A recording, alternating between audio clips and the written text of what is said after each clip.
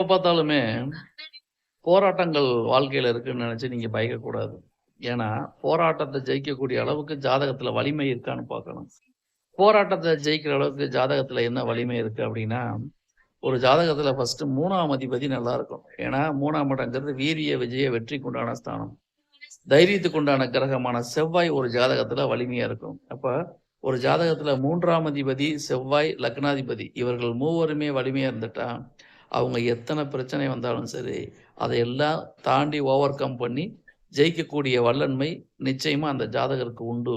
அப்படிங்கிறதுல நம்ம மாற்று கருத்தே பட வேணாம். அப்ப வாழ்க்கையில ஜெயிக்கிறதுக்கு தைரியம், தன்னம்பிக்கை இதெல்லாம் வேணும். அந்த தைரியம், தன்னம்பிக்கை, துணிச்சல குடுக்கக்கூடிய 3ஆம் பாவம் காரக கிரகமான செவ்வாய் ஒரு ஜாதகத்தில் லக்னத்துக்கும், லக்னாதிபதிக்கும் 6, 8, 12ஆக இல்லாமல் 6, 8 இல்லாம இருந்தாலே போதும். லக்னத்துக்கும் நல்லா இருக்கணும், லக்னாதிபதிக்கும் நல்லா இருக்கணும். அப்படி இருவரும் இருந்துட்டா, அந்த ஜாதகம் நிச்சயமா வாழ்க்கையில போராடி ஜெயிச்சிரும்.